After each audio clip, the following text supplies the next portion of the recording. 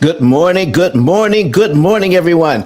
It is Sunday, February 18, and this is going to be a great show today. My name is Don Daniel, founder of P.I.L.L Method International, and P.I.L.L stands for prepayment of principal, isolating the principal amount, leverage, and liquidity. We help people to understand how to eliminate debt more efficiently by paying a lot less interest, and you could do that with your current budget. But Today, we're going to be starting out bringing Kelly into the studio. Kelly Saunders is here with us this morning.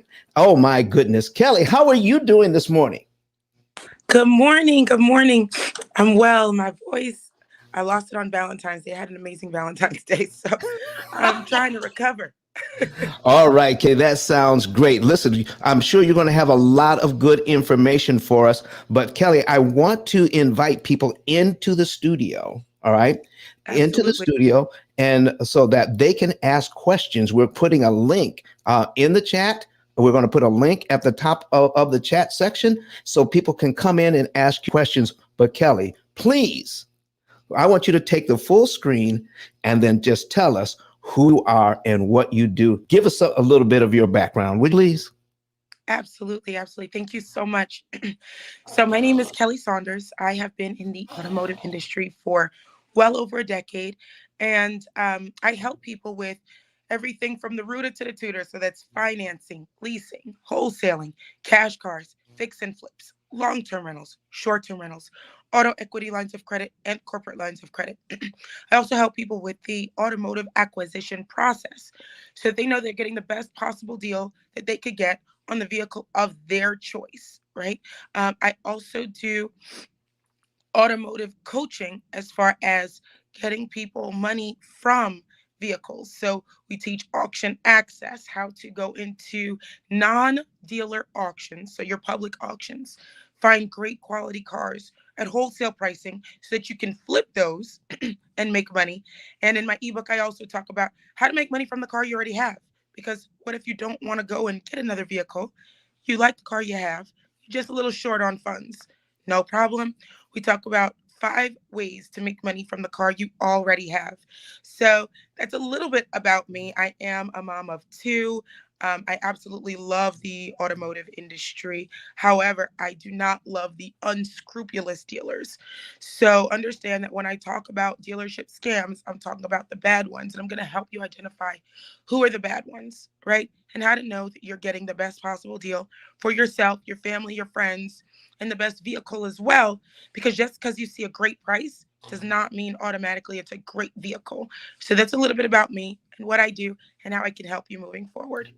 All right, ladies and gentlemen. Look, Kelly, I've got a ton of people here on Clubhouse, and they're getting ready to transition over here to YouTube because I'm getting ready to shut the audio off on Clubhouse. So the only way that you can hear and watch is coming over to YouTube. So you have the link at the top of the page and the link in the chat. So everybody on Clubhouse, see you over here on YouTube.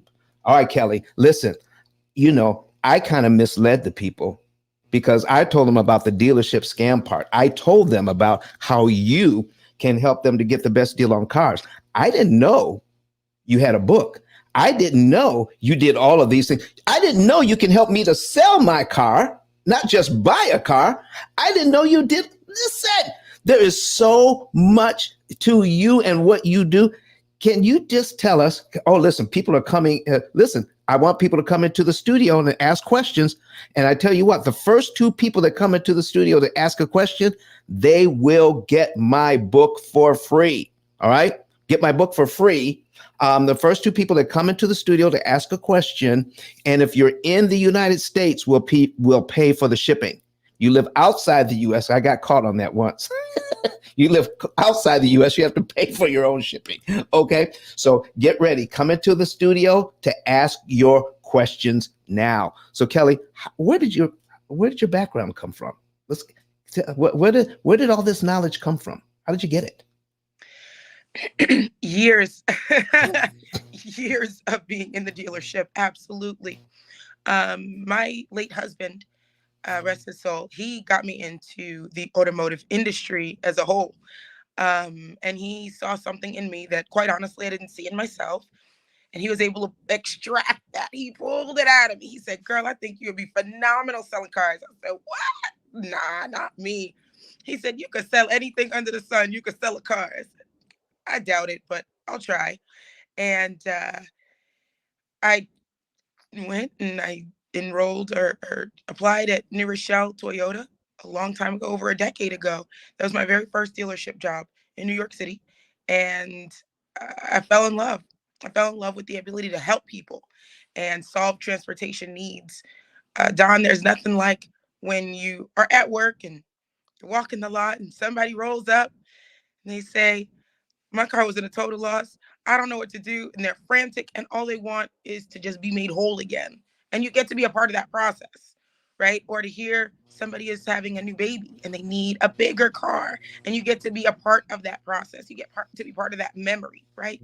So there's so many phenomenal things that I fell in love with that kept me a part of the auto industry. So all my knowledge came from years and years and years selling cars here in New York City, selling cars in North Carolina, and eventually, post 2021, selling cars nationwide for my clients. So that's pretty much where the knowledge came from. But also, people way smarter than me, right? Going to conferences and being in the rooms where it happens. You know. Well, listen, Kelly, thank you so much for being here today. But can we listen? Where would a person start? Okay, how does a person prepare to get ready to go to a dealership to start that process of negotiation? People hate going to the dealership. They hate staying there all day. What's behind keeping somebody there all day, going back and forth to listen, I don't know if I could do that, but let me take it to my manager. What is the why do they do that? What can we do about that? They haven't yet found a better way. Oh, But that doesn't mean that the buyer hasn't found a better way, right? So my suggestion would be you never negotiate inside the dealership, because why would you what? do that? You never negotiate inside the dealership? No. Oh, Kelly, I've never heard that before. What does that mean? It means you negotiate from home. You call, text, email. And personally, I only believe in email and text because everything is transparent in black and white. You can always go back to it. So you never have to worry about saying, "Hey, when we were on the phone, you said A, B, and C." And they're saying, "No, when we were on the phone, I said B, C, and D." And now there's a discrepancy, right? So now if you have it in text message or in email, it's all in black and white. You know exactly what they're saying. They know exactly what you're saying. And there's no room for miscommunication in that aspect, right? The next part is when you're home, you're where? You're on your I'm turf. You're comfortable. exactly. At the dealership, you're on their turf. You're uncomfortable. So you're more likely to be guarded when you're inside of a dealership. You're more likely to be skeptical when you're inside of a dealership. And you're more likely to automatically assume it's not the best possible deal that you're receiving. So you're going to do what? You're going to leave and eventually come back once you figure it out. If you're already home, you don't have to worry about that. By the time you go in, the deal is already done. The numbers are the numbers. The car is the car. You're going in to do the smallest part of the entire process, which is just make sure the car feels good. You test drive it. And then you go into the finance office, sign your papers, and you leave. And that's it. Well, I'm going to write that down. We're going to negotiate from home. I'm going to come back to that. But we have somebody in our studio audience ready to ask a question. Her name is Yvette. Can we bring Yvette in? Yvette, how are you doing this morning? You want to tell us where you watching us from, Yvette? I am watching from YouTube from San Marcos, Texas. Okay, San Marcos, Texas. All right, all right. So, Yvette, what question do you have for Kelly this morning? What if you are currently leasing a vehicle? Is it good to get out of that? Is it better? Or you have to keep your contract? For example, I did a 3-year lease. Do I have to wait till the 3 years to get out of that? Absolutely not, Miss Yvette. And thank you so much for tuning in. So it really depends on the person. So for your specific situation, I would highly suggest getting your vehicle appraised before you do anything, right? So that way Okay. you know what the value of your car is. And then I would call your finance company and find out what your payoff is. Okay. You may have equity in your vehicle. If you have equity, if you don't want to keep it past the 3 years, if you don't even want to keep it past today, because I know some dealerships out in Texas that are open right now today. So if you Yes. didn't want to keep it past today, not a problem. But then you would trade it in as opposed to turning it in. And that way they can give you a check for the difference of your equity so you can pocket that money. Wait a minute. Wait a minute. I have never in my life heard of that. Yvette, excuse me for interrupting this, but No worries. I've never heard that in my life. And so get your car appraised. Why not just ask the dealership how much it's worth? You can, but I would always do more than one source. Ah, okay. So now we're getting that car appraised. We know how much it's worth, and we can trade it in instead of turn it in. Correct. Oh my gosh. Listen, if I don't have more people coming into this studio asking more questions, because I've never even heard of that in my life. Go ahead, Kelly, finish up. Absolutely. So Miss Yvette, let's say your payoff is 12,000, but your vehicle is worth 15,000. Now you have $3,000 worth of potential equity that if you just turned your car in, you're never seeing that $3,000 that you earned, pardon me, by being a great lessee, number one, by being within your mileage, right? That's what I'm assuming. And also not having excessive damage or wear and tear on your vehicle, which I'm also assuming. Um, so, Miss Yvette, I'm going to do something for you real quick. Out of curiosity, do you have any dents or dings bigger than a quarter in your vehicle? No, ma'am. How about any scratches longer than a dollar bill? No, ma'am. Are you over in your mileage? No, ma'am. What year, make, and model is your vehicle? It is a 2023 Volkswagen Atlas Crossport. Oh, you got the nice big one. Yes, it's a nice one. I love it. I love it. Okay. So, are you looking to get into another Volkswagen? Are you looking to keep it? Or I'm maybe are you looking to get into something different? I'm looking to keep it, but I want to see if I can get out of it to maybe somehow finish paying it a lot faster, or if it's better to purchase it completely, like with cash. I love that idea. So, guess what? Now, all you need is the contract for your vehicle. If you don't still have it, that's okay. You can always call your original dealer and they'll give you a copy of your original contract. And that way you can see what your residual value was. So, all you would have to pay to Volkswagen Financial or whomever your lessing company is, you would have to pay them the remainder, right? The difference of what you didn't pay for already, plus your taxes on the second half of your vehicle and your registration fees. So you'd pay your taxes, tags, and fees on the second portion. And then you finance that or you pay it off. Now, I would definitely suggest financing that. I wouldn't just pay the whole thing cash, but that's for Don. That's Don's lane, not mine. But I would say this, it's worth knowing. Never go into it unknowing. So get your payoff and get your car appraised.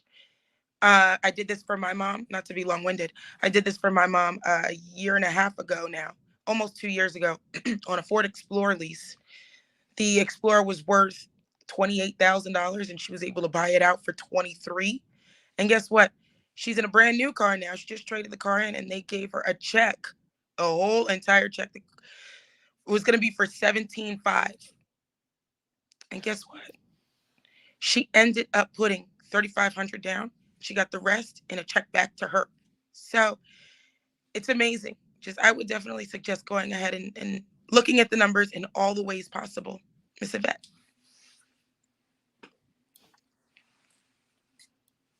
Wow, wow, wow. Yvette, listen, Yvette, you want to put your comments in the public chat so people can see what you're writing. You're in the private chat. Nobody can see it but me. Go ahead and put it in the This, public chat so people can see well, it. Wow. I was just like, wow, this is amazing information because I'm glad I asked this because I was skeptical and thinking that I could never get out of a lease, you know. Well, listen, there's a lot of things people don't know about the car industry, and Kelly is here to talk about it today. I have something. Yvette, do you have any other questions?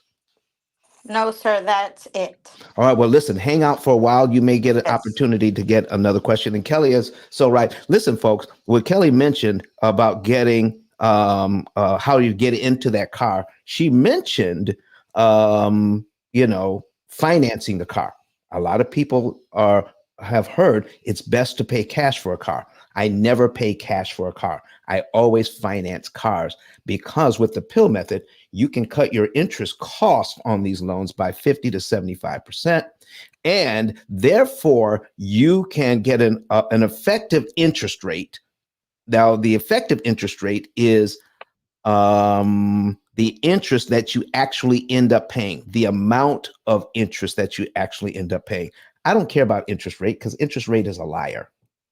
So what I do is I help people to understand that they don't have to pay all of the interest that the banks are expecting. You can pay a lot less. And then when you figure how much interest you will pay, then your effective interest rate will be around 1% or less by the time we get through with it. How about that, ladies and gentlemen?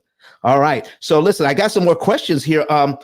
Phoenix Rising has something here. It says, why don't dealerships, okay, for you, it says, why don't dealerships for used cars refuse to go get a car emissions? I assume they're talking about the emissions test. Why do they refuse to get the car emissions test done? It's free, but they won't do it pre-sale. Do you know what they're talking about here, Kelly? So not every state has emissions testing. However, most states will require it for older vehicles. So I believe that's what they're talking to. So I'm going to speak on cars here in New York because in New York we do have emissions. Okay. In North Carolina, we typically don't unless the car is significantly older. So here in New York, they don't do the emissions test pre-sale because they don't know if the person is going to be registering the vehicle in the same state in which they are buying it. So it could be an unnecessary step in the process. Even though it's free, yes, it takes time. So now that's more time that the vehicle has to spend either in the service department or going out and getting emissions tests done. Not every dealership is qualified to do emissions testing. So if they're not qualified to do so, that's more time that they would have to have the vehicle off of the lot. If it's being tested at um, ABC emissions, right? But then you walk in as a customer and you're like, I want to see this 2013 BMW 335 diesel. Okay, great. But it's not here right now. And then they risk losing you as a customer and waiting for you to come back. So, and then if you buy it in New York, but you're registering it in Virginia, you might not need that. So that's why they don't do it. They wait until you purchase it and then you can do it based on your state in which you live in, not in the state in which you're buying it from. Okay. Hey, Kelly, can I circle back because you mentioned when we start that negotiation process on the car, you said negotiate from home. What do I need to do to get prepared to even contact my dealer about buying a new car so I can be in the best position to negotiate? Absolutely. So I would say step one is you have to evaluate yourself and your family and your situation. So you need to know, do you want a car, a truck, or SUV? Are you buying this for your personal use or for your business use? You have to know, are you looking to use this car long term, more than 3 or 5 years? Or is this something short term within that 3 to 5 year category, right? Are you open to leasing? Are you open to financing? And then once you decide on, car, truck, or SUV, people up here in the Northeast typically knee jerk reaction. I want all wheel drive.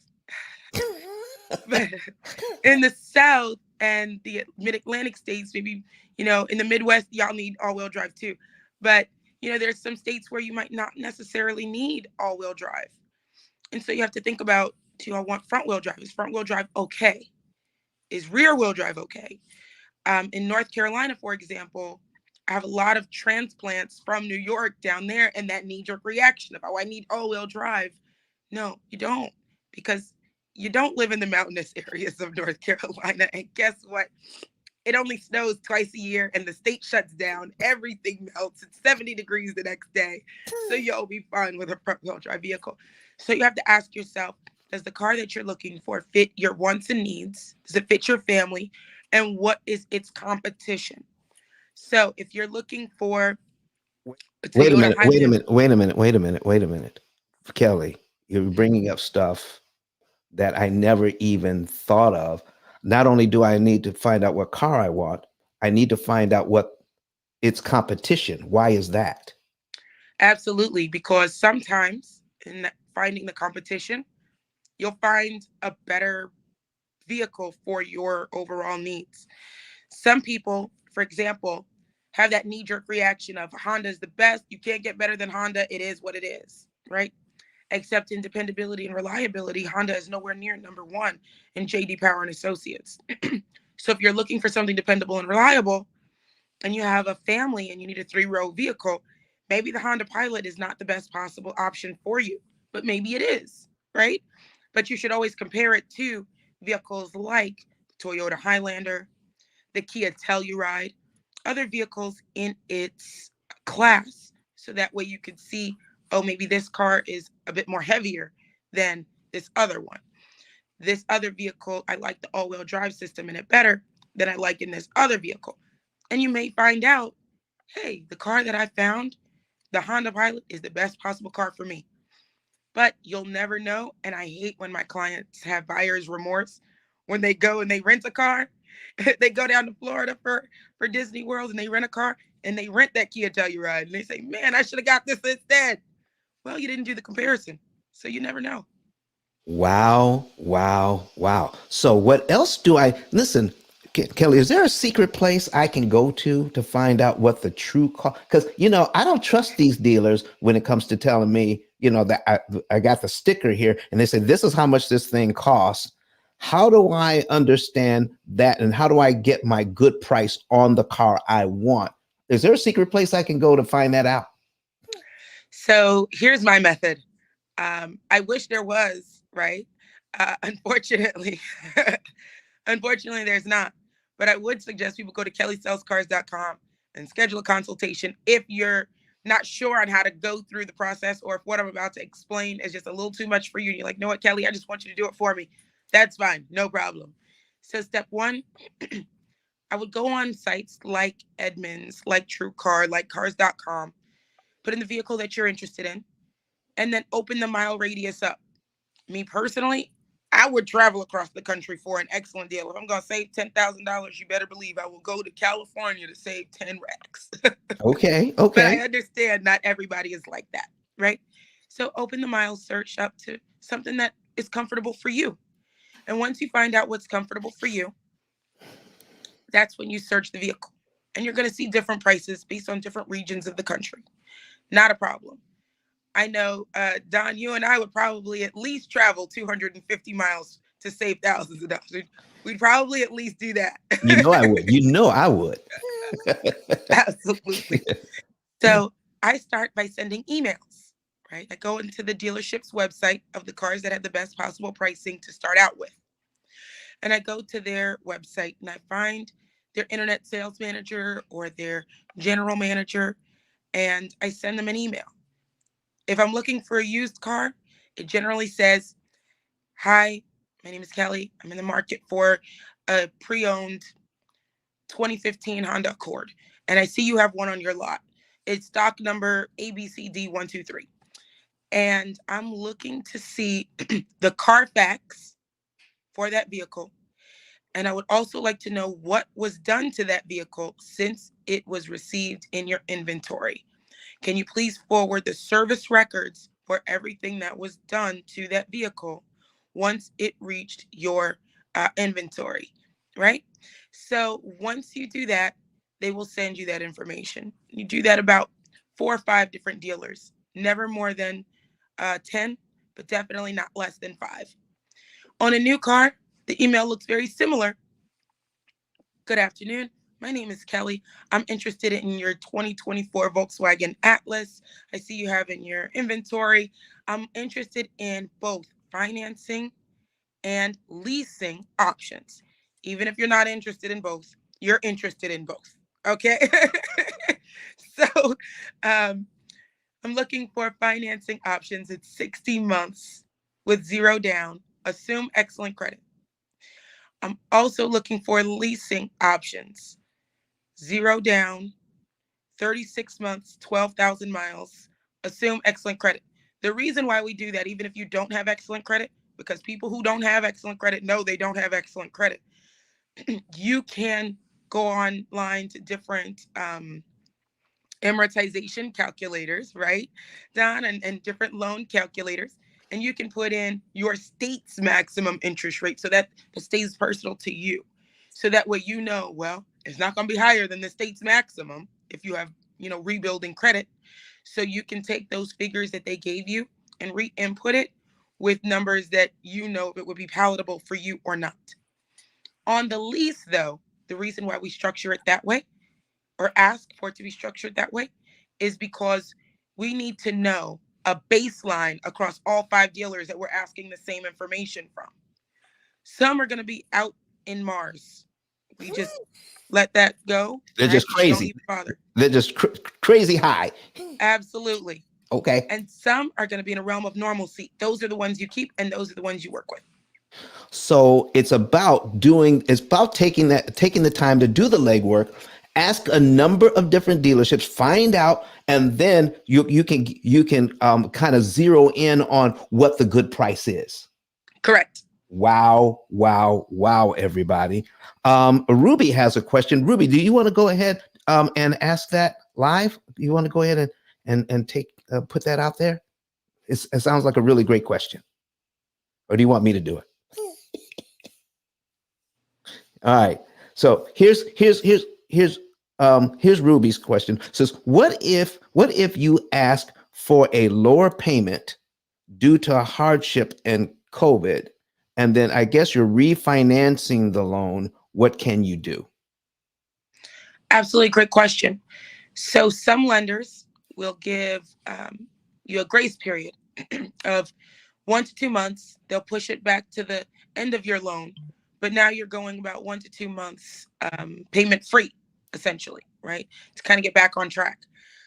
I would then also leverage Don's method, right? And pay down on your car over that time in a better way because you're not obligated to the full monthly payment at that moment, right? So I would definitely leverage the P.I.L.L method at that time. But you could also refinance through your credit union if you qualify. So if you are a member at a credit union, for example, I'm a member at North Carolina State Employees Credit Union.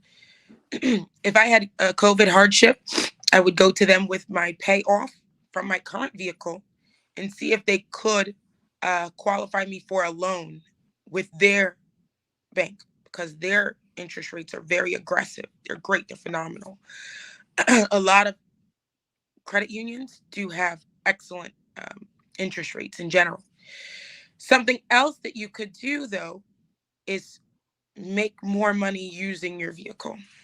So I do mention this in my ebook, Make which is make money. mhm, Wait a to second. help go toward that car payment. Okay, Absolutely. listen, this is way too much for me to remember. I'm trying to write down, and you mentioned this ebook. How do we get the ebook? Because I think I'm just going to have to read the doggone book. Because listen, this is way more information than I thought we were going to get. How do we get your ebook, and then we can go ahead and continue? How do we get that? Sure thing. It's available on my website from me directly, but it's also available on Amazon. It's the top 5 ways to make money from the car you already have by Kelly C. Saunders. And that's it's my second book, Don. Okay, okay. But it is the one that was the most popular. And to Miss Ruby, I would suggest signing up with a sign company or a wrapping company and let them put a magnetic sign on your car. You take some pictures through the app.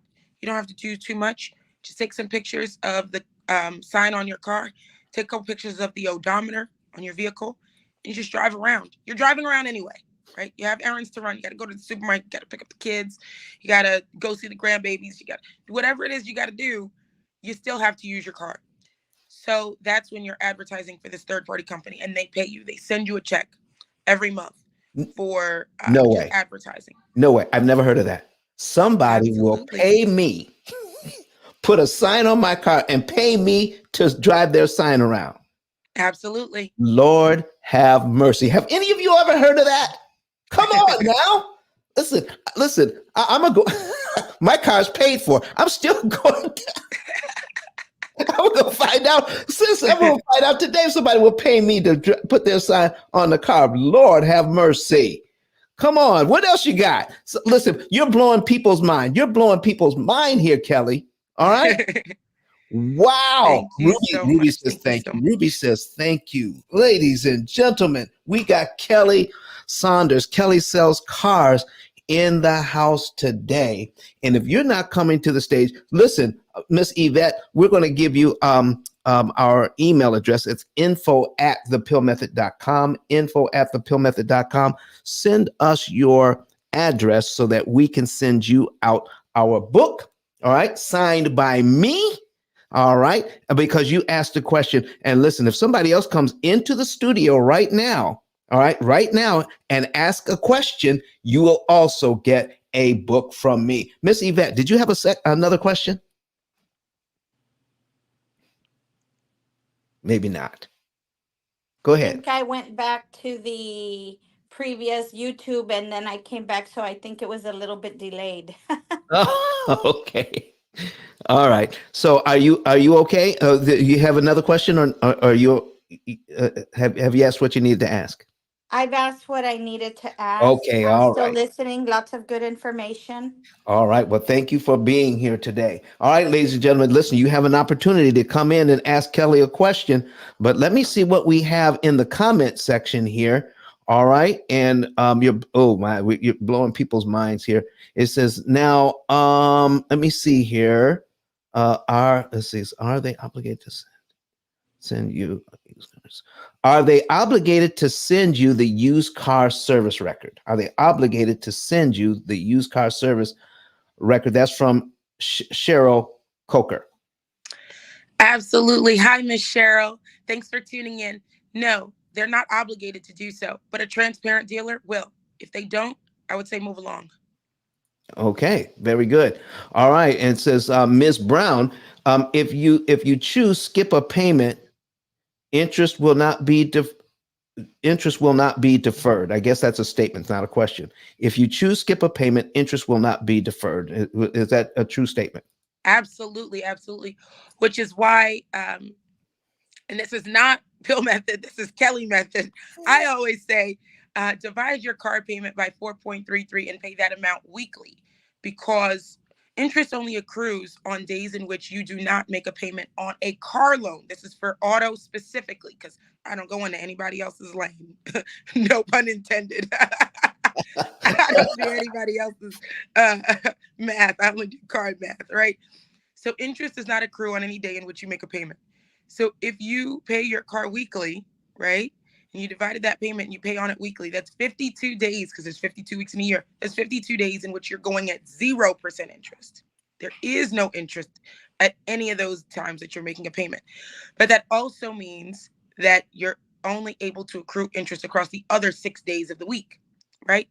And every time you make a payment, the cost of that interest also reduces every single time. So you're 1,000% right. Even if you defer that payment, the interest still accrues. Absolutely. But that's why I deferred to the P.I.L.L method during that 2 months. So that way you could beat that interest and beat that amortization schedule. All right, folks, we're going to put something on the screen here to go over something like that. Is show you exactly what Kelly is talking about here. I have a $40,000 car up here, Kelly, at 5%, 72 months. And this is what it looks like, okay? So the payment is $644.20 a month. And so Kelly is saying now, every single month here, okay? This $166.67 they're going to pay on interest this month is based on 30 days of accrued interest, right, Kelly? Correct. So what you're saying is if I take my payment, okay, it's as simple as this, ladies and gentlemen. If I take my payment, I'm going to let me put my calculator on the screen, okay? All right, she says, take the payment of 400, I'm sorry, $644.20, all right? And then we're going to divide it by 4.3. Kelly, tell us why we're going to divide by 4.3 instead of 4. So we're dividing by, it's actually 4.33. And the reason we're dividing by 4.33 is because that's the average number of weeks in a month across a 52-week year. So if you divide 52 weeks by 12 months, you get 4.33. Come on, Kelly. Oh, I love it. All right. So what? So we're going to do that. So we're going to divide it by 4.33. All right. Mm-hmm.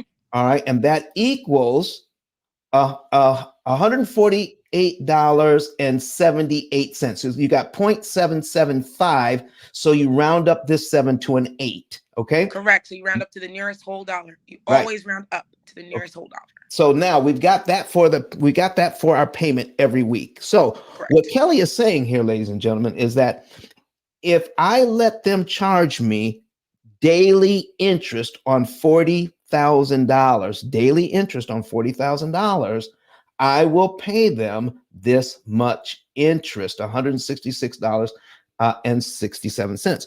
But if I pay them weekly, I'm bringing down the principal throughout the month. So if I give them money in week 1, okay, I don't owe $40,000 anymore. I owe something less. So now for the next week, they have to charge me interest on what's left, right? Correct. So now what I'm going to do is pay them again. I'm going to pay them the second part of that. And then I'm bringing it down again. And then they charge me what's left. And then I pay them again, and then I pay them again. So here's what's happening, ladies and gentlemen, because the amortization schedule is based on 30 days of interest out of your payment, out of your full payment. Here's $644.20. More of your payment goes to principal, less goes to interest, just because you paid weekly. This does not work on a mortgage, so don't ask me. Mortgages don't work this way, but car loans do. All right. Correct. And Kelly, if this bank or credit union accepts weekly payments, okay, that means more money went to principal, and this amortization schedule has just been destroyed, hasn't it? It sure has been. Okay. So if it has been destroyed, then what they're going to do is they're going to tell you next month you owe less than $644.20, aren't they?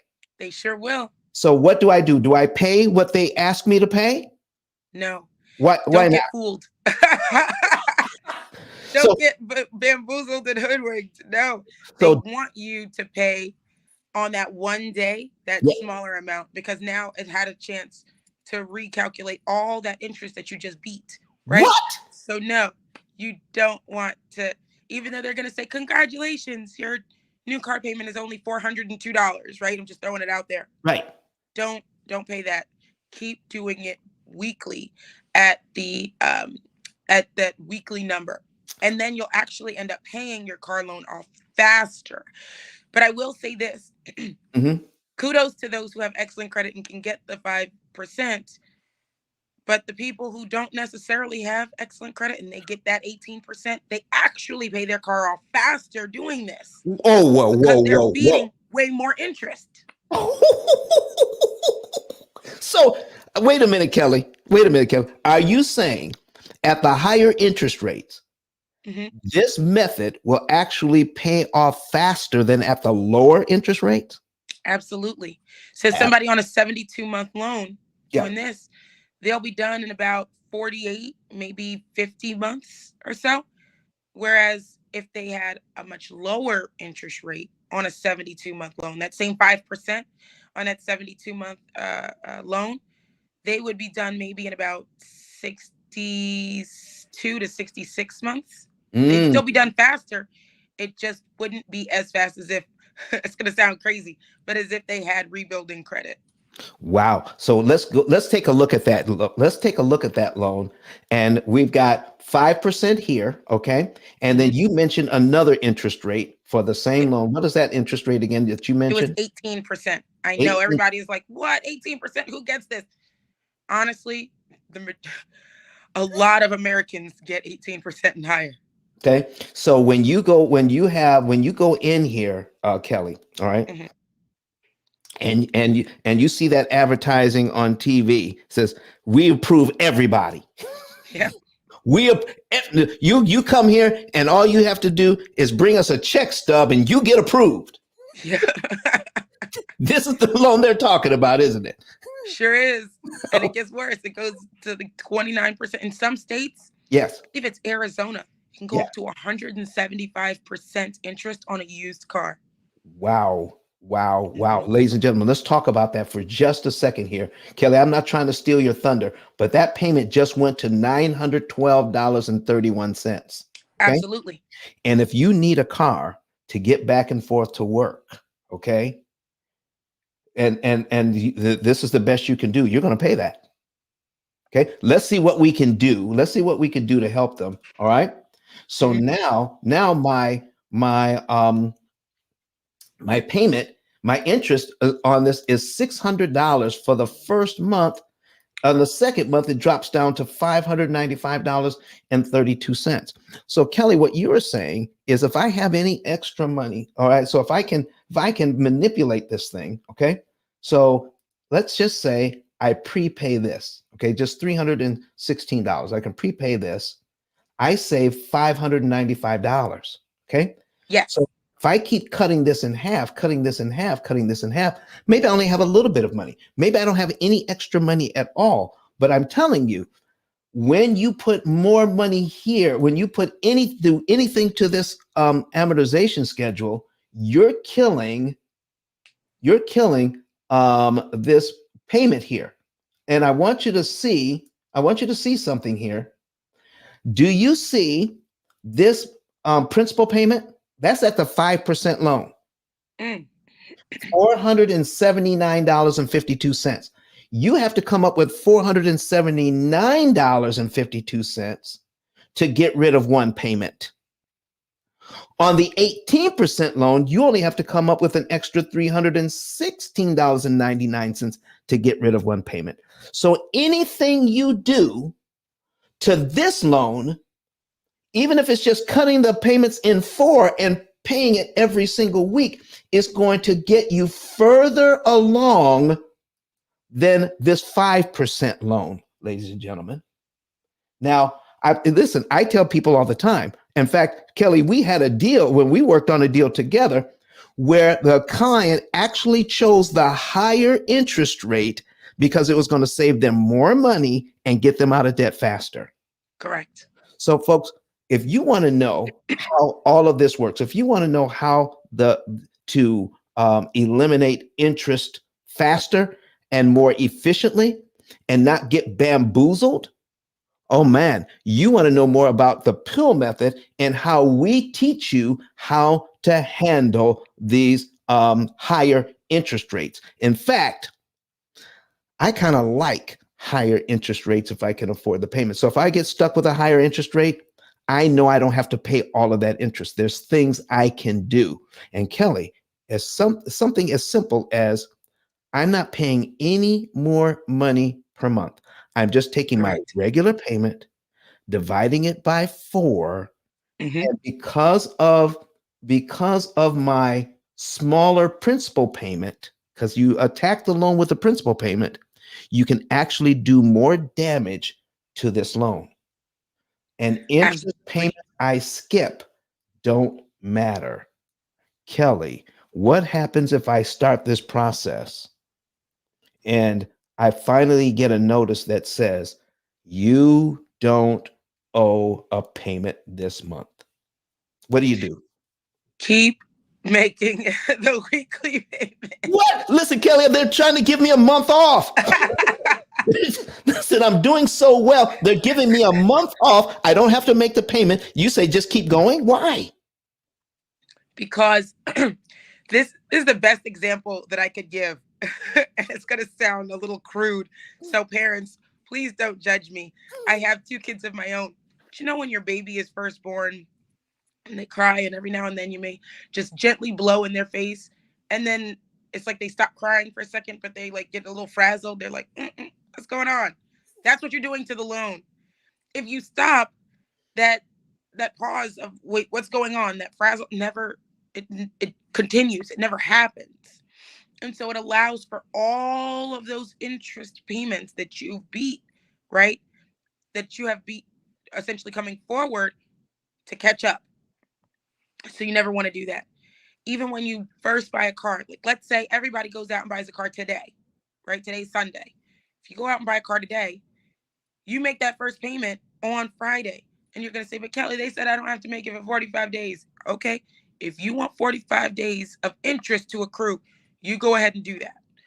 But if you don't want 45 days worth of interest to accrue, follow what I'm saying. You call up the lender because you know that before you leave the dealership, and you say, hey, today's Friday. I don't have my information yet, but I know if I give you my social, you'll be able to find my account. I want to make a payment toward it. And they will gladly take your money.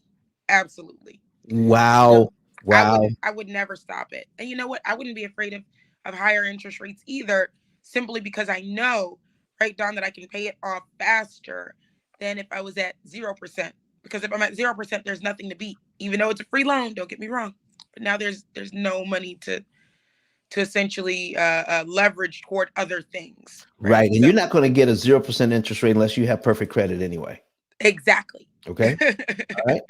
And so, folks, this is what we're talking about here is that on this loan, you attack the loan with a principal payment, and the lower the principal payment, you control the loan. The Hmm. lower the principal payment, you control the loan. And I would never do anything extra to get to pay for a lower interest rate or anything like that. Here's the other thing, Kelly. What about the term? What about the term? Should I get the shortest term available or the longest term?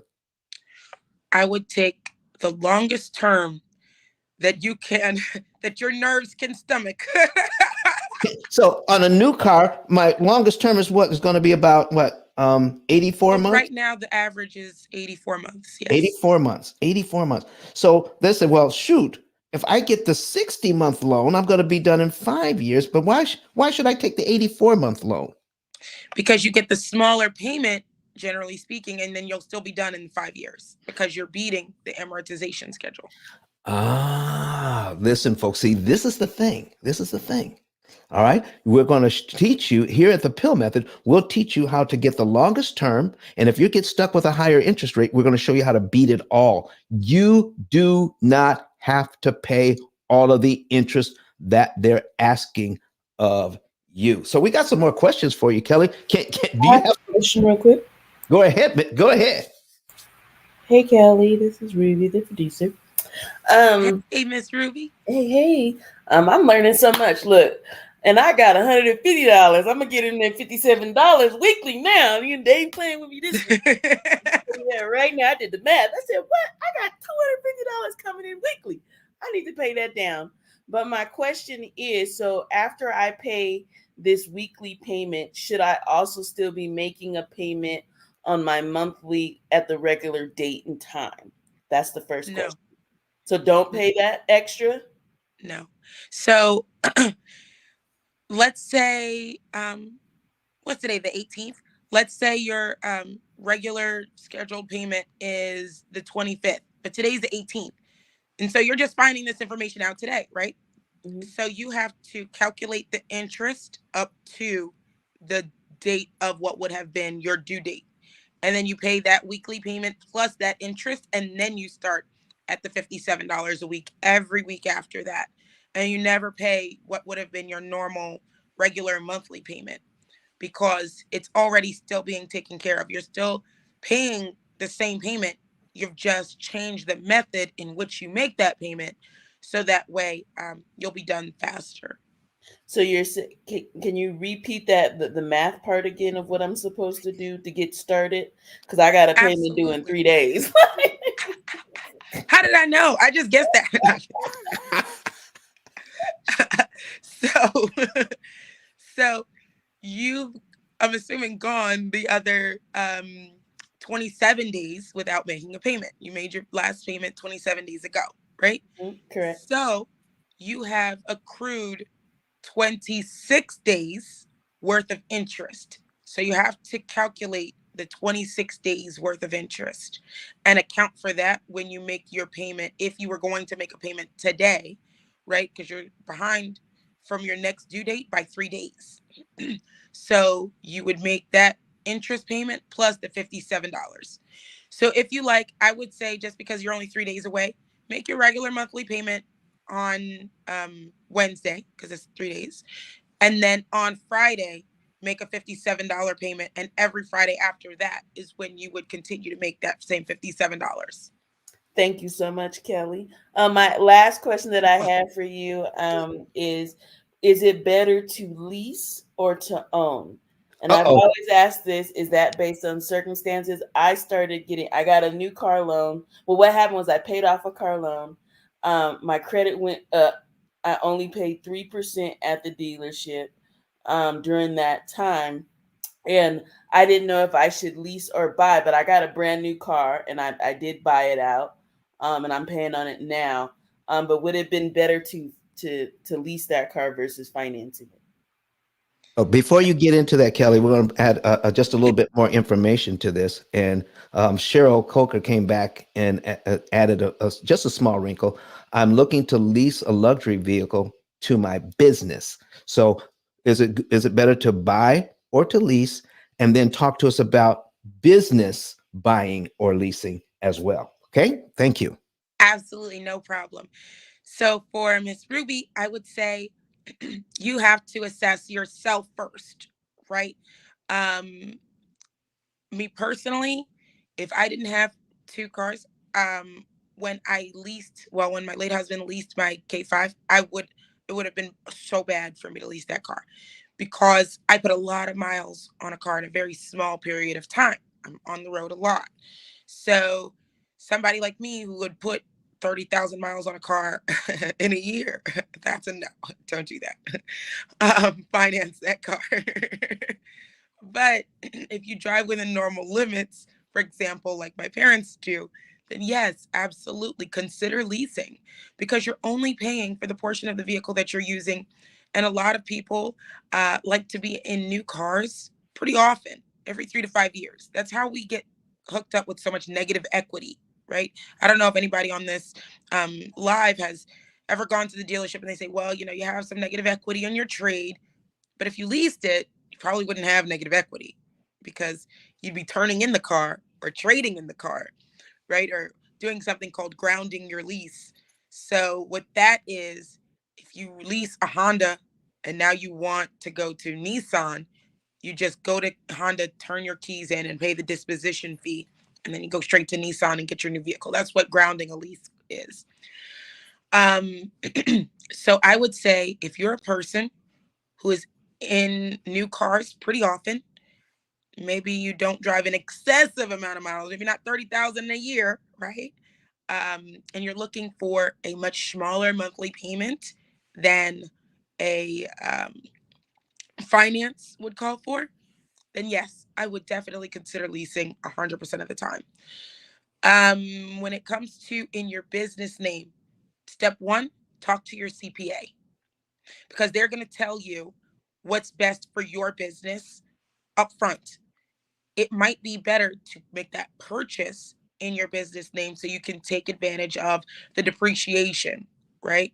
Um, but maybe you're a new business and you don't need the write-off of the depreciation yet, right? Because you want to show profitability. At that point, yes, leasing the car in your business name and writing off those monthly lease payments plus any maintenance like oil changes or tire rotations, things of that nature might be more advantageous for you. So I would say step one, talk to your CPA. Step two, come see Kelly Sells Cars and we'll get you squared away either way. Oh, wow, Kelly. Listen, you're giving a whole lot of information here. And be, listen, people who engage the pill method, our clients, part of one of the services that we provide for our clients is when they're getting ready to buy a new car, we let them know that Kelly will negotiate the price for you. They all the things that she's telling you you can do, she remembers right off the top of her head, and she will do all of that work for you as a client of the pill method. So, but Kelly, what if they aren't a client of the pill method? Will you still help them? I will absolutely still help them, but it's more advantageous to be a client of the pill method. So I always believe in being open, honest, and transparent. My consultation fee is $150 per 30 minutes. If you are a pill method client, that's waived. You do not have to pay that $150 per 30 minutes at all. And our consultations are recorded, and you do receive a copy of that recording via Zoom because I realize this is something that I do every day, but you probably don't. And I don't want you to say, what did that girl say? Oh man, I got to call her back. No, just go. You can go to the videotape and rewatch the consultation and then remember, oh, that's what she said. Okay. But absolutely, I love working with clients of the pill method. And my favorite by far, is when I had the opportunity to fly into Huntsville, Alabama and negotiate $10,000 in savings for a mutual client in the dealership side by side and on Zoom with you, Don. That was by far the best experience that I've had with one of your clients. It's We phenomenal. we need to tell that story because, ladies and gentlemen, that particular client of ours, we're taking care of all of their debt, and they're going to be out of their paid off the mortgage and student loans and everything in record time on our program. And getting that car only added what? But when you got through with that negotiation, only added how much time to the payoff of their house? 1 year. Only 1 year. Okay. So I think they were going to be out of debt in like 7 years. And they got a brand new SUV. What kind of car was it? It was a GLE. I want to say it was a GLE 350, but it Okay. was a $60,000 vehicle. $60,000 vehicle, ladies and gentlemen. And listen to this. They told him, no matter what he said, the price is the price. We ain't negotiating. They didn't even take off a dollar. Okay. They didn't even take off a dollar for my client. I said, oh, no, no, no, not for a pill method client. Let's call Kelly. Kelly flies in to Huntsville. Kelly, can you tell us how that negotiation went, please? I know people want to hear that. Absolutely. Absolutely. And shout out to Mercedes Benz in Huntsville, Alabama, because they offered me a job. I said, I already have one. This is it. um, so the way that it worked out is I flew into Huntsville, Alabama, and prior to going to the dealership, right, I do the same thing that I practice what I preach. And I reached out to a couple of other Mercedes Benz dealers in Alabama, as well as one in Atlanta, in Georgia.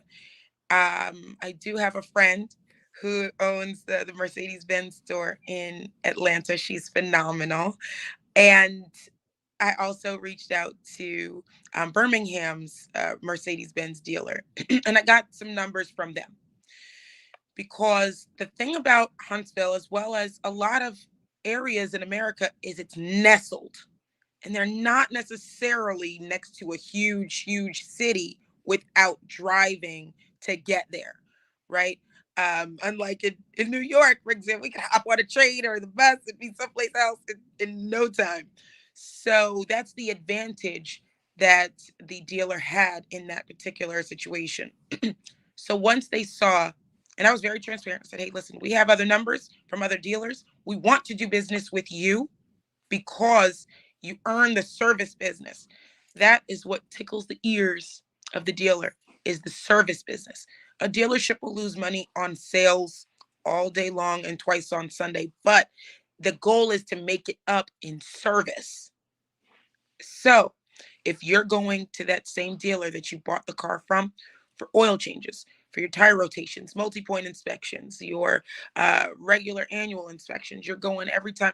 If something happens to your tire, you're going there. If something happens to your glass, you're going there. If something happens to the electronic system in the car and it's wonking out, you go there. You always go there because that's where they're making up the money that they lose in sales. They're making it up in service. And they do phenomenal service work. They typically have master technicians. So if you're going to like Walmart or Jiffy Lube, you're doing yourself a disservice. Go back to the dealership for your service. But still, negotiate. I digress. So in this particular situation, I went into the Mercedes-Benz dealer, and this client had a trade, and they were severely undervaluing the trade. They could not justify why they were doing something called boxing the trade because their vehicle was in great condition, had no lights on, no check engine lights, no oil change lights, nothing that would be quote unquote sinister, right? It was just a little older. I also had my client, or our client, pardon me, Don, value their car at CarMax, just as a comparison. CarMax was about $3,000 higher than the dealership was. The dealership was willing to come up and match CarMax's offer. However, at this time, it was during the peak of COVID, and there was a $10,000 addendum on the vehicle.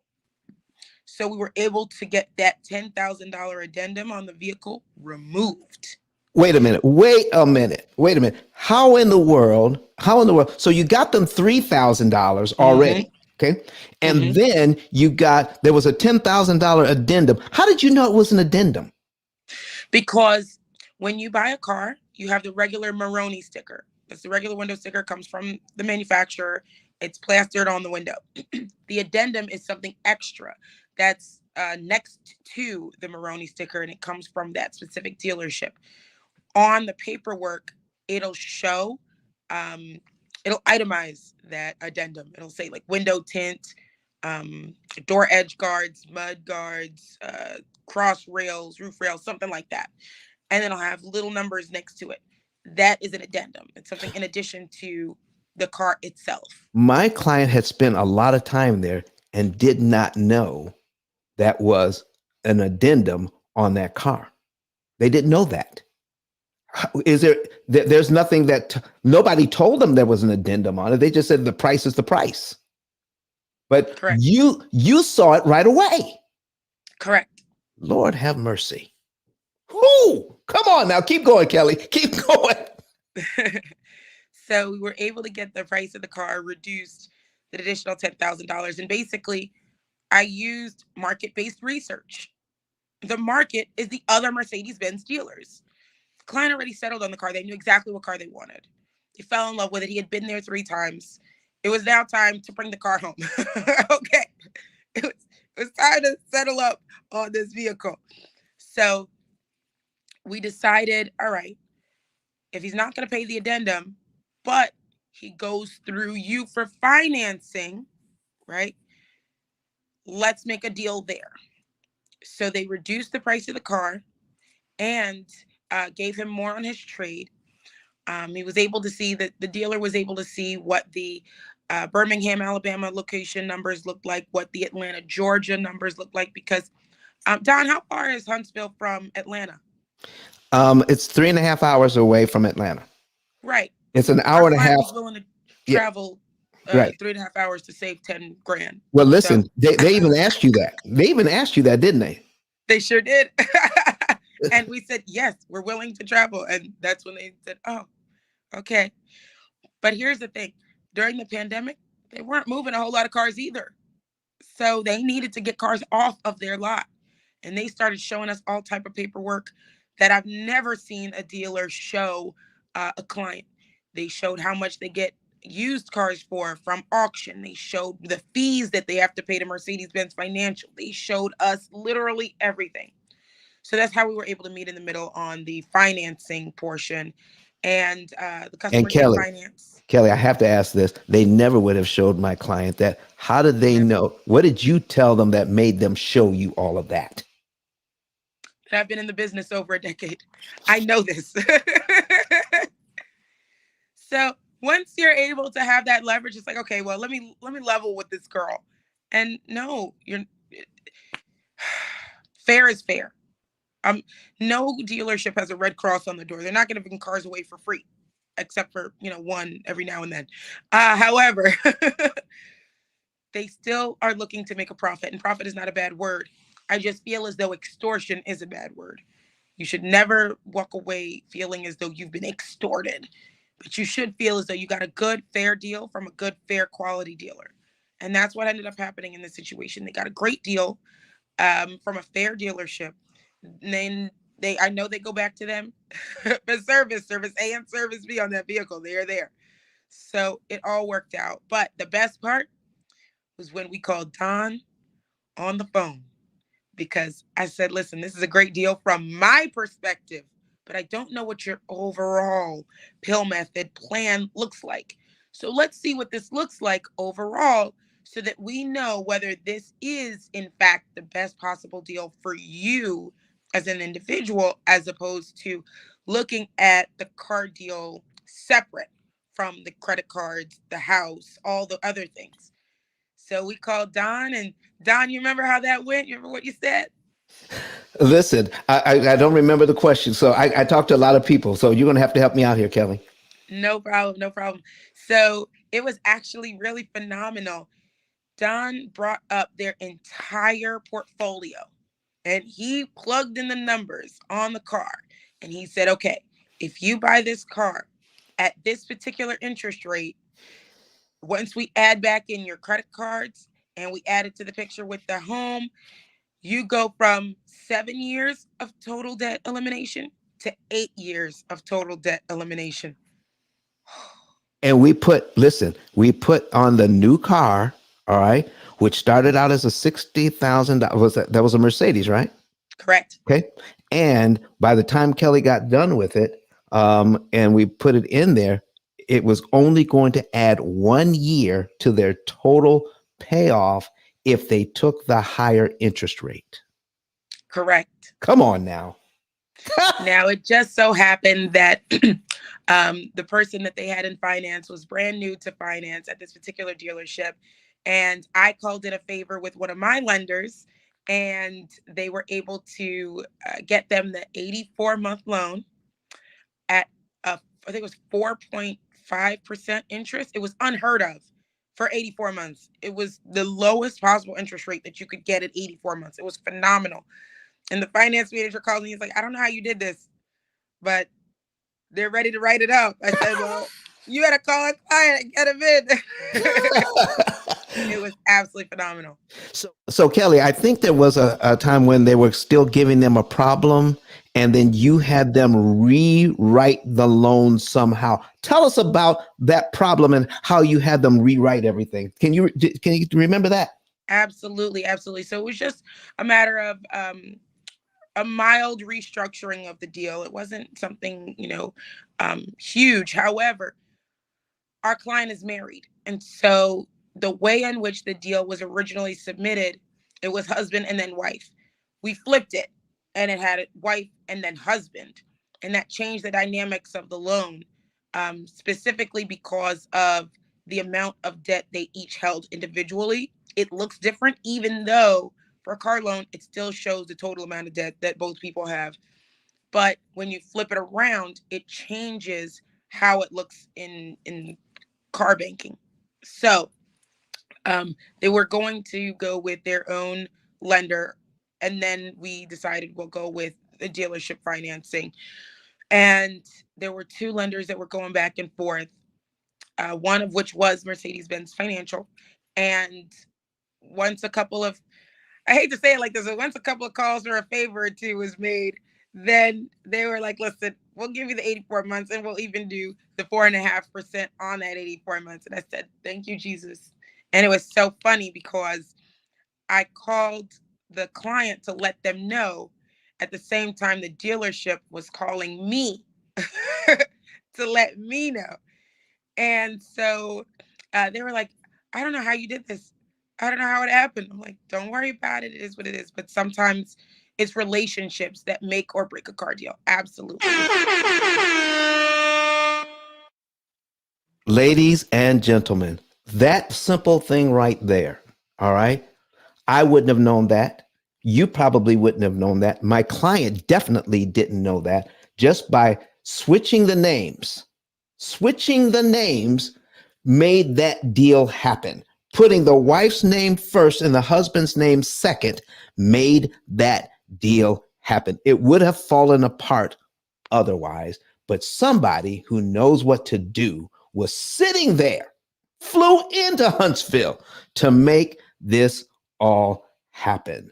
Oh my gosh. Listen, Kelly, you got to tell the folks how they can.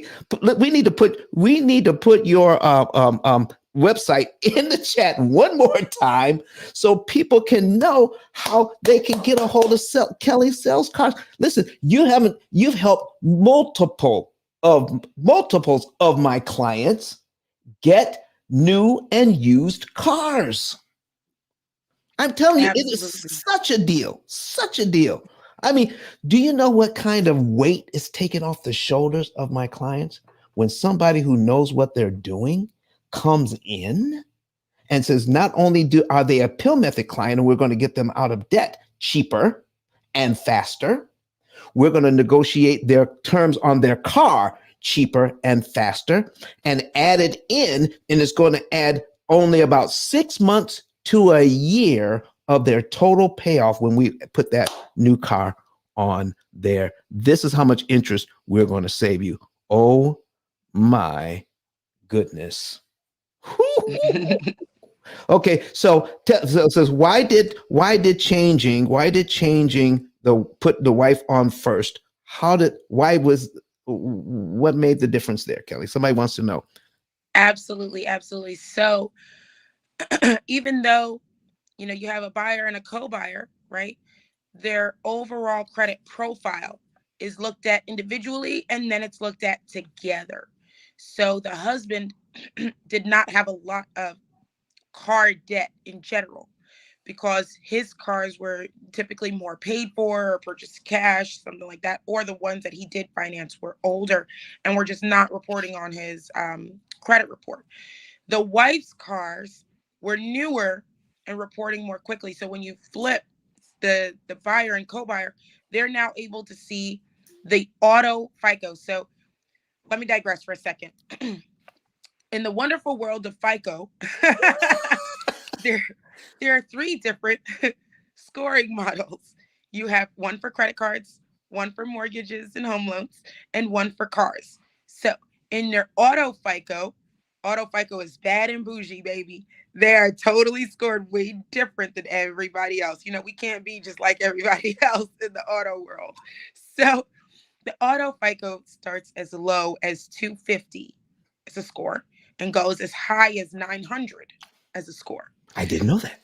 Yes. And then they also look at amounts of car loans, the costs of those car loans, and how well did you pay on those, as well as who was the lender. So certain banks will not do business with people who've done business with other banks. So to put it in perspective, a a Capital One credit card holder might not get approved for an American Express credit card because Amex doesn't do business with people who do business with Capital One. So the same thing happens in the car world, right? So if your last car loan, for example, was Westlake, Exeter, American Credit Acceptance, something along those lines, you need what's called a buffer bank. So a buffer bank would likely be your credit union, right? Or maybe even a manufacturing bank. But you're not going to go from Westlake Financial, Exeter, or American Credit Acceptance and go straight to Wells Fargo and Bank of America, because Wells Fargo and Bank of America are going to say, well, wait, their last loan was with what's considered a subprime lender. So no. So in this particular situation, he didn't have a subprime loan on his credit. He just didn't have enough car loans on his credit at all. but his credit was a high number. It was, he had phenomenal payment history on the debt that he did have. Just wasn't enough car debt, but the wife had the car debt, and the banks were willing to do business with her based on the banks that she already did business with. So they were willing to take the chance on her and him together. They just had to flip who was first. Kelly, there is no way you could have known that except you've done it before because you Yeah. had the experience.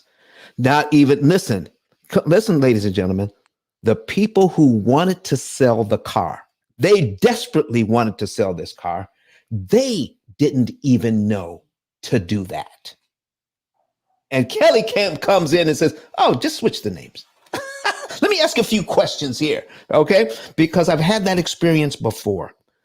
Folks, when it comes to debt, and understanding how it works, you listen, we have 18 years worth of experience here dealing with debt and telling people information that they absolutely did not know and could not get in school because it's not taught in school. Kelly, we're going to take a quick break. You can get yourself a drink of water because we're going to hear from Dr. Eric Thomas, who, you know, he's the number one motivational speaker in the entire world.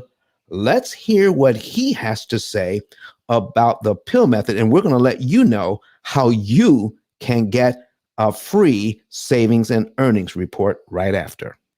Listen to me, y'all. But one of his mentees took us through one of their programs, and I paid off my mortgage. But guess what happened? My marriage went to a whole nother level. And you know why? Because my wife is a security freak. And even when I blew up, my wife would be like, oh, you blew up, but how long is you gonna keep making this kind of money? I was like, I don't know, forever. She's like, you sure? Because I'm gonna keep my license as a nurse just in case you don't. So when I paid the house off, my boy was like, you ain't gotta do that, you can do this. But when I paid the house off using that program, it took the stress level all the way down from my wife because we no longer had a mortgage. Does that make sense? That thing that was coming every month, that was getting on her nerves, we didn't have that no more. And so she was at rest.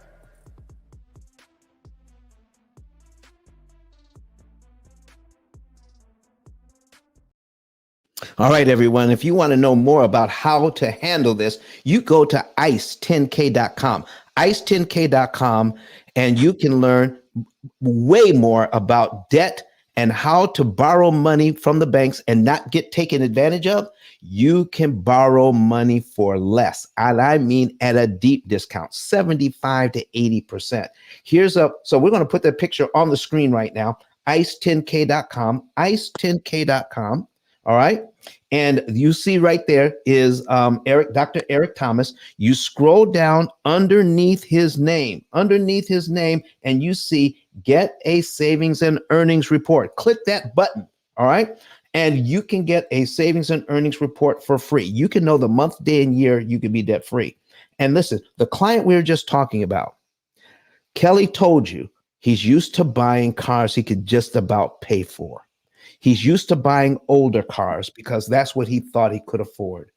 When he went to the P.I.L.L method and we told him we can pay off his house, his student loans, and all of their debt in about 7 years, he knew that by adding this new car into his system, listen, we put the numbers in first, which told him he can afford a brand new car, and he never had a brand new car before, and he can afford a brand new luxury car just by understanding his finances. And it's only going to add 1 year to his total payoff on the car, the student loans, the credit cards, and the mortgage. This is AI powered. Our program is AI powered, cloud-based computing platform that does all of the math and takes your current budget and says, you can buy more with less and have a great lifestyle while you're saving money and interest. If you want to do what my clients are doing, if you want to have, listen, a gateway into Kelly Sales Cars, Kelly, listen, we do appreciate everything that you're doing. All right. And I don't want to ever take advantage of a situation. But when one of my clients calls you, how are they treated?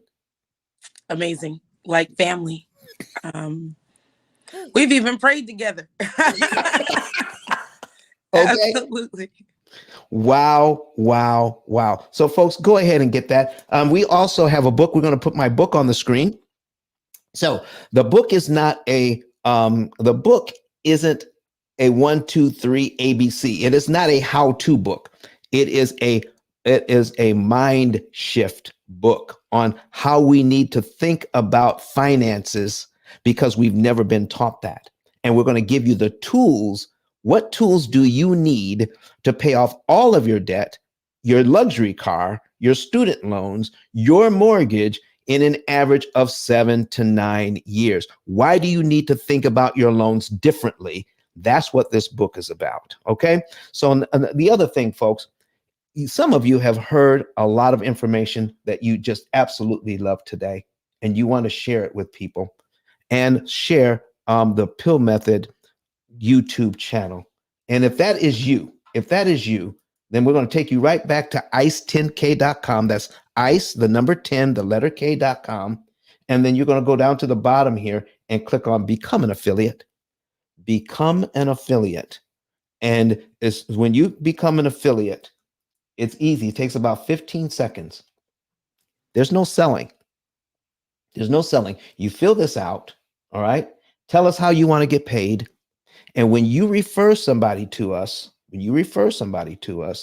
then you can make anywhere from $300 to $3,000 a month referring people, and there's no selling. What do you do then? You just find somebody who's tired of dealing with debt the way they've been dealing with it, and they want to do something different. Ask them to watch some of our videos on our YouTube channel. That's it. Call them in a couple of days. See if they want more information, and then send us that information by clicking on, now we're going to go back. We're going to go back here. All right. And then we're going to scroll down underneath my picture right there. All right. And then you're going to click on refer a friend. When you click on refer a friend, send us their information, their name, their phone number, their email, their zip code, and put in your name and your number, because now you're an affiliate of the P.I.L.L Method, and give us some additional information, and then click submit. Once you do that, we take it from there. Once they become a client, we pay you. I'm telling you, I can't talk to everybody. I need your help. All right. And Kelly, listen, you have been absolutely amazing today. All right. Thank And I just you. want to make sure we go back through and see if I'm missing any of our questions here. So Hemp Hand Soap says here, I can attest to that, paying the mortgage off. Let's see, people, will it change your life? It will change your life forever and generations to come. Thank you for saying that. All right. And Eric Toom says, awesome story. Thank you, Eric, for your. Oh, somebody wants to know again, how do we contact Kelly Saunders? It's in the chat, but we'll put her website in there one more time. All right, we'll put it in there for you. Don't worry about it. It's there. Valerie Robinson, all right, who is a client. Okay, this is what she has to say. All right, my son needs a car. Can I buy him a car under my business name?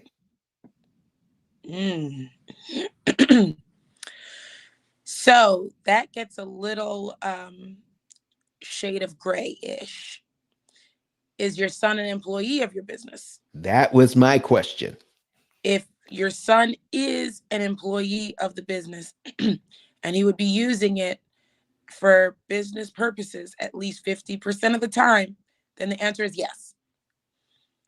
If no, if he's not an employee or part owner, right, of the business and not using it for more than 50% of the time for business usage, then the answer is no.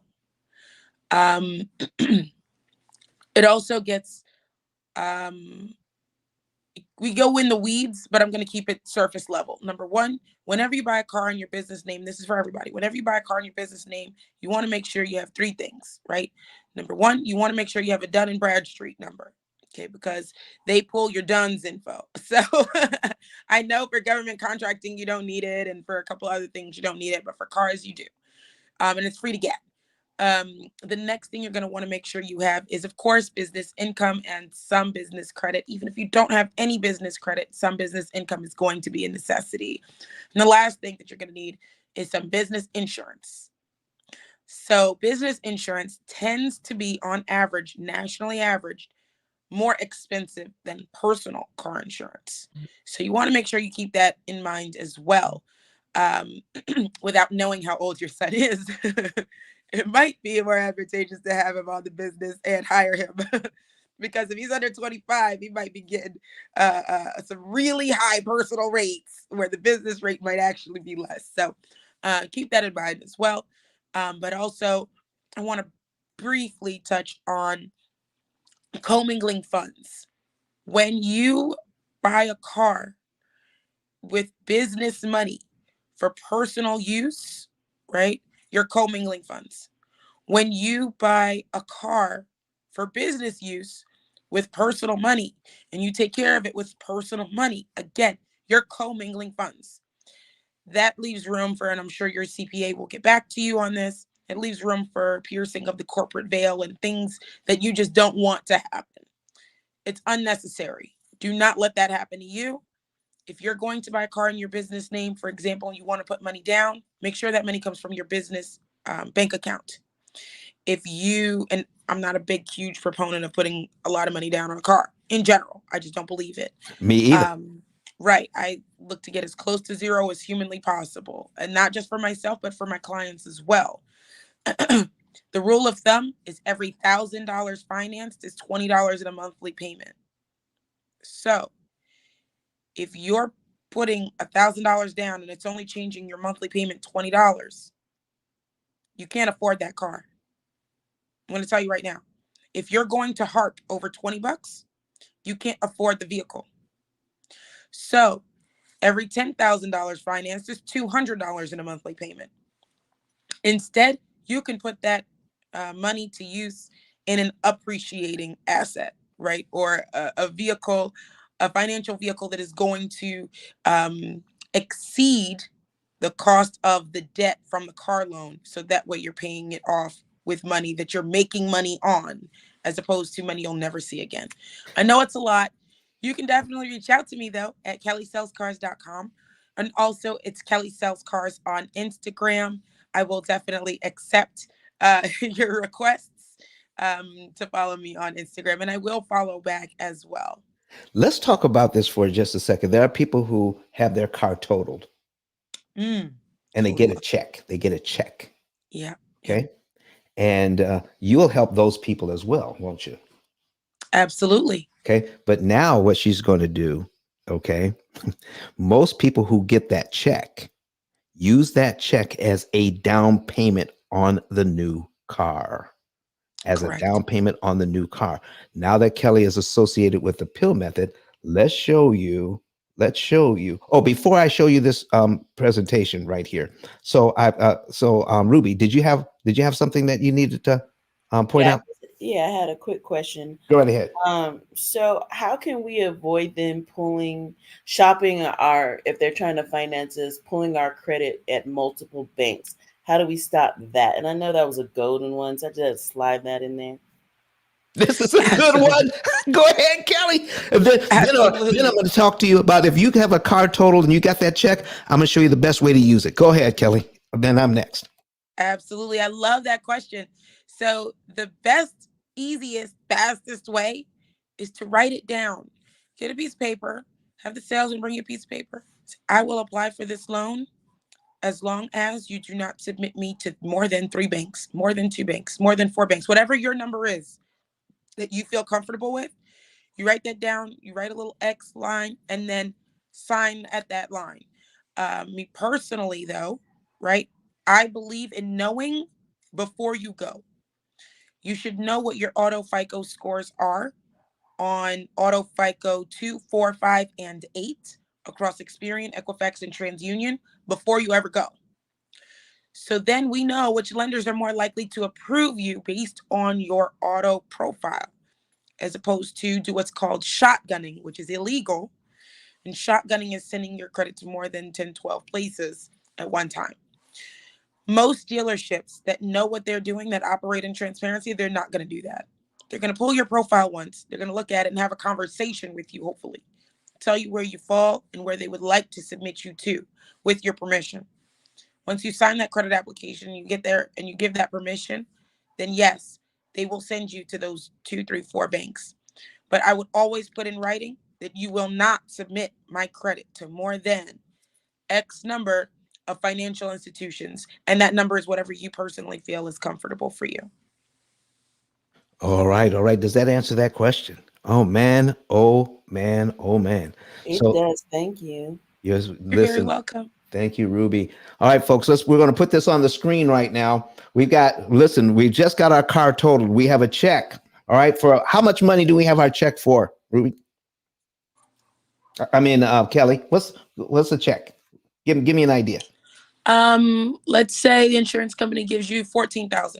$14,000. Okay. So I have a $40,000 car, and the temptation is to take that $14,000 and put it on this car. So let me show you what happens here.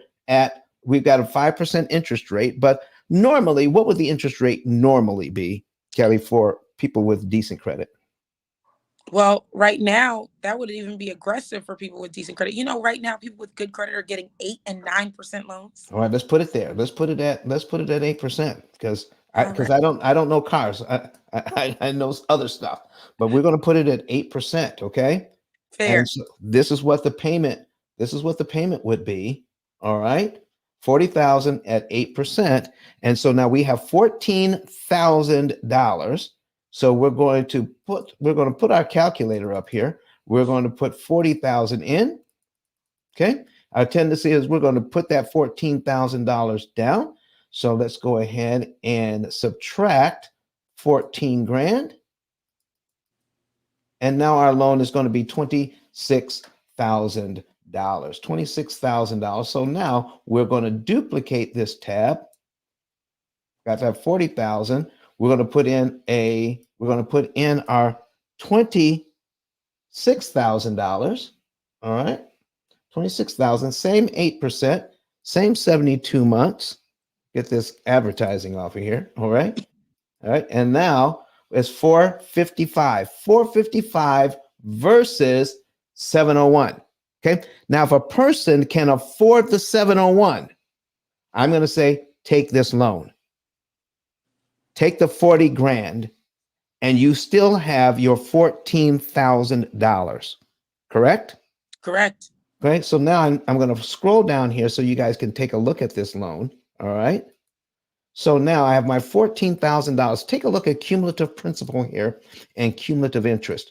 This is all the principal payments added up in this column and all the interest added up in this column. All right. So for the first year on this loan, if we follow the bank's way of doing things, we're going to pay this loan down by $5,411.52 and give the bank $3,000 in interest in the first year.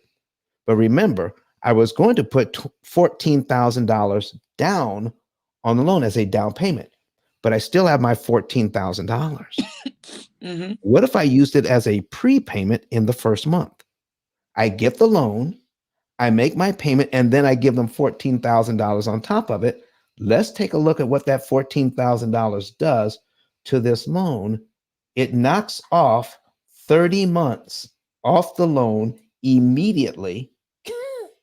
I save over $6,600 in interest I never have to pay. And look here, I still have a $26,000 loan. But I don't start at payment number 1. I start at payment number 30. Right. Absolutely. So never use that money as a down payment. Use it as a prepayment. All right. And knock 2.5 years off of a 7-year loan. Lord have mercy. That's what I'm talking about. That's phenomenal. Okay, a 6 or 7 year loan. So if you can get a 6 or 7 year loan, great. Use that money wisely. Okay, most people like a lower payment. They don't need a lower payment. So understand how to read an amortization schedule, contact the P.I.L.L method, and listen, we're going to show you. I have one of my clients, Kelly. I show them how they can get an get their infinity for free. Oh, wow. Yeah. Would you like to hear that story? I definitely would. Okay, this is one of our clients.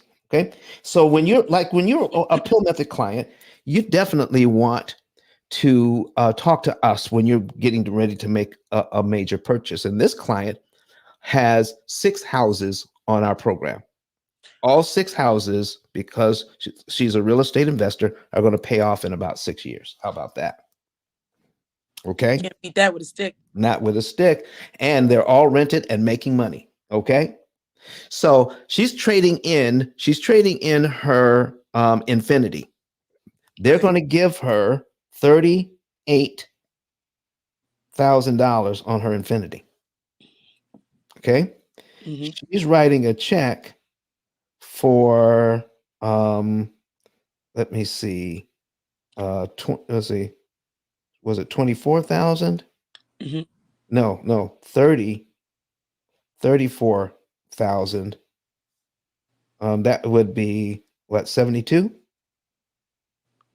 grand. Okay. Yeah. So 72 grand out the door. Okay. All right. Now that I think about it, was 32,000. It was 70 grand out the door. 70 grand out the door. They're going to give her 38 for her car. She's writing a check for 32. And then she tells me, Don, this is what I'm getting ready to buy a new car. I said, you didn't tell me you're going to buy a new car. She said, well, I didn't think I had to because I'm not paying any interest. I said, well, what do you mean? They're giving me 38 for my car. And then I'm going to write a check for 32, 70 grand out the door, no payments.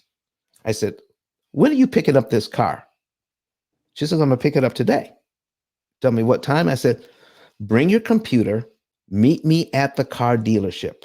Okay. Because she was already in our program. Ask them if they will cut you a check for your car instead of trading it in. By the time I get there, it's kind of hard for them to say that your car is worth $38,000 and they're not going to write you a check for it. Right. Okay. So it's either worth that or it's not worth that. Okay. So write me a check for the car. And they wrote her a check for the car. I said, now open up your program. Tell the program you have an additional $38,000 in your checking account. Okay. The program does a different calculation and says, we're going to put X amount of dollars on one of the mortgages that she has. And it instantly calculates her interest savings. $70,000 in interest savings by using their money and putting it on her car. I say, take that money and putting it on that house. Okay. So we use their money for that. And I said, now your $32,000, guess what we're going to do with that? I said, now you're going to take it back and put it back into the investment you got it out of. Just take it right back home. Take your money right back home, because now we're going to finance your new car for 84 months. You could have knocked her over with a feather. She says, I never finance anything, especially for 84 months. I said, wait a minute now. We're going to put it in the P.I.L.L method program for you. We're going to put it in there. When we put it in, remember, she's going to pay off all of her houses in 6 years, right? Right. When we put that car in, she's going to pay it off everything in 6.5 years now. Wow. 6.5 years now, paying off everything. And when we took a look at it, when by paying it the way that she was paying it to avoid financing, to avoid finance charges, we found out when we did the math, she was trying to avoid $6,000 in interest. Only $6,000 in interest. But this way, She got $70,000 in interest off one of her houses, going to get the car and pay off everything in 6 houses and her car in 6.5 years. This is the kind of work we do, folks, when you understand what's happening. What do you think about that, Kelly? That's phenomenal. That's phenomenal. And you've And you seen know the what? numbers. It's so crazy because I tell people when they're like, I want to buy like, a $300,000 house and I want this, super aggressive interest rate, 3%, 3.5%. I'm like, well, if you don't pay on it like the P.I.L.L method does, you're going to be paying $600,000. You're going to be paying double, right? Because the numbers on a home is so much higher than numbers on a car. She made out like a bandit. Do you hear me? She made out phenomenally with that deal by doing it that way. And the real estate investment that she put the money back into is only going to continue to appreciate in value, where the car diminishes in value. Like, that was phenomenal. And look at you pulling up to dealerships with clients. Okay. Come on now. Pulling it up. Listen, we do that for our clients. We do Amen. that for our clients. Listen, folks, we got some. Listen, if you like this information, put some fire emojis or put a number 9 in the chat. Whatever you got to do, put something in there that says you appreciate Kelly today and the information she's bringing. And listen, we are going to show you the next 3 shows. Okay, the next 3 shows. Listen, this has been fabulous, Kelly. This has been absolutely fabulous today. And we thank you for being here. But next Sunday, guess what? Next Sunday, we're bringing another special guest in. We're going to be bringing in someone that's going to be talking about investing. You think investing is too risky? You think investing is too risky? Oh, no, not when you do it right. Okay, we have Perry Jeffries coming in next week to talk about the best ways to invest. So you don't want to miss next Sunday's show. All right, next Sunday's show, next Friday's show. All right, next Friday's show is, do you know that we're going to be talking about, Dave Ramsey has said, if you can't afford a 15-year mortgage, you can't afford the house. Dave Ramsey said, if you can't afford a 15-year mortgage, you can't afford a house. And with the P.I.L.L method, we're going to tell you, don't you ever touch a 15-year mortgage. You don't need permission to get a 15-year mortgage. We're going to show you the truth about that. And I'm sorry, Mr. Ramsey, but you're wrong here. You're all the way wrong here. Don't ever get a 15-year. You want to get a 30-year mortgage. Listen, if they offered me a 40-year mortgage, I'd take it. Okay? Get your 30-year mortgage and pay it off in 7. Don't ever touch a 15-year mortgage. That puts you behind the 8 ball. And we're going to show you the numbers. Oh, but listen, what season is this now? What season is this? It's tax season. We have on Wednesday a replay on Wednesday, the biggest tax loophole you've ever seen. These are the next 3 shows. Wednesday, tax loophole. Friday, don't ever touch a 15-year mortgage. Don't ever do it. And on Sunday, oh man, that is our investment show for next Sunday. All ready for you. Listen, ladies and gentlemen, we want to have you there. Kelly, do you have some final words for us as we begin to wrap this up? And because I think we've handled all of the questions. But Kelly, you've done a marvelous job. You told us how to get ready. You told how to negotiate from home even before you go to the dealership and have all of your ducks in a row even before you show up. And not only that, if you don't want to do all of that yourself, you will do it for us. Come on, everybody. Kelly, what do you got for us? You're muted. You're muted, Kelly.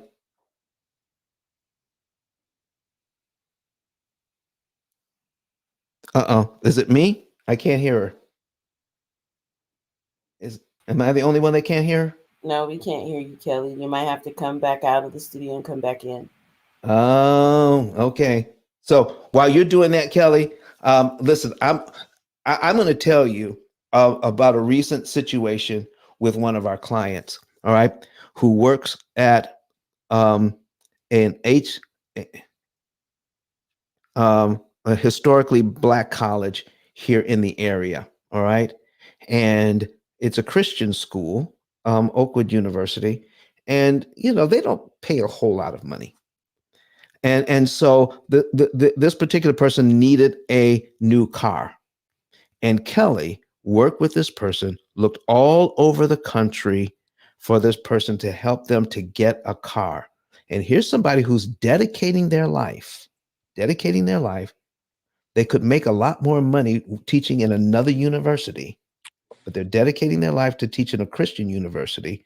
So Kelly comes in and negotiates a great deal for this professor because they needed a new car, but if they had gone on their own, would not have been able to afford this car. So Kelly made it happen.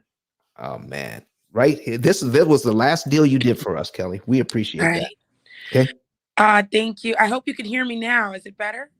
Awesome, awesome. So a couple quick gems. Number one, my website is kellysellscars.com. Kelly sellscars.com.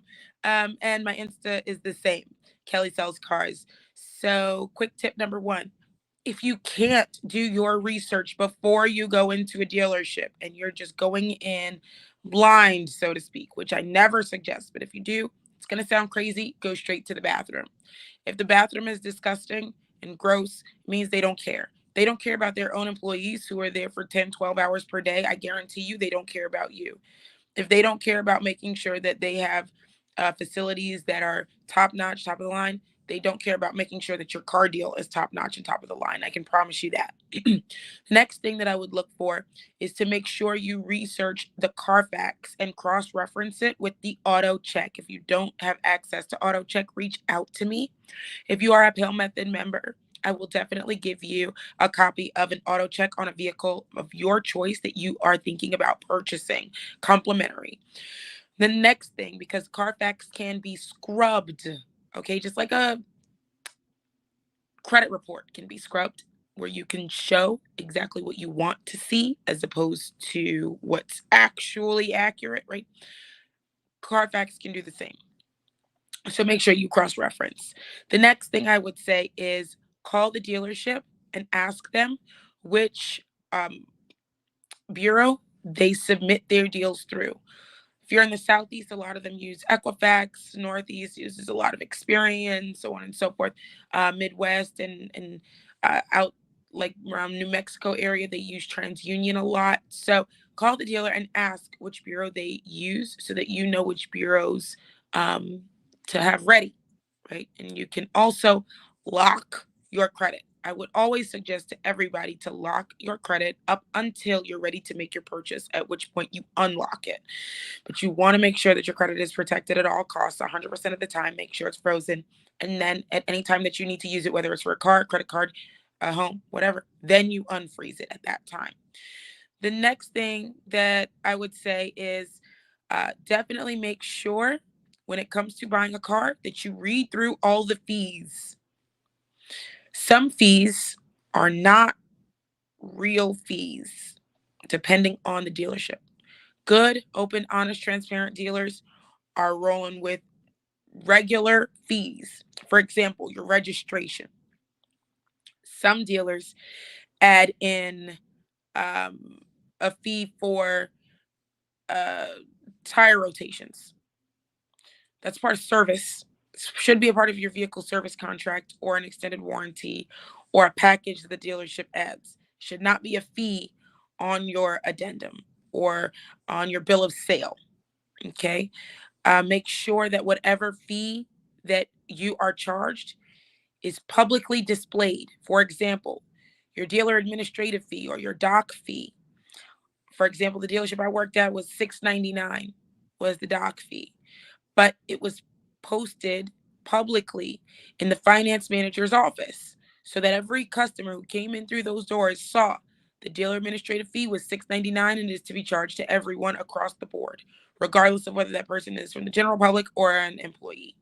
If you're interested in more tips and a better way to purchase a vehicle, please reach out to me, kellysellscars.com or Kelly Sells Cars on Instagram. I will definitely accept any and all friend requests that come from this YouTube.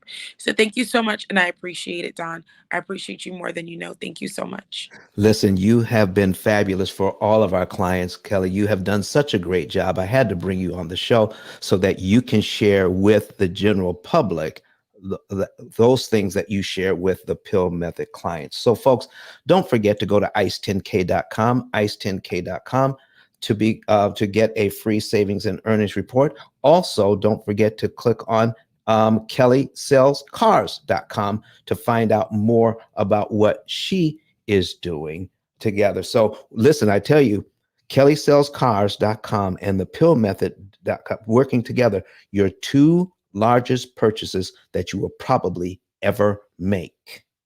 When we all work together, you'll be able to pay everything off in about 7 years because you will not pay all of that interest the bank is looking for. So go to ice10k.com, click on get a savings and earnings report. Go to also get my book, also get Kelly's book. Start reading and teaching your children these things so that they can know. And we're going to be back here again on Wednesday at 7 a.m. Central Time with a replay. It's going to be a replay, but it's going to be a good one. All right, 7 a.m. And then we'll be back on Friday at 7 a.m. with a live show. And then on Sunday at 8:30 a.m. Central Time. These are all Central Time, all Central Times. Okay, and so we're going to be back here with great information over this next week. I want to thank our producer, Ruby, for doing such a great job for us. Again, we want to thank Kelly, and I want to thank all of you for being here today. So we're going to leave with my video. We got a little bit of a video to share with you.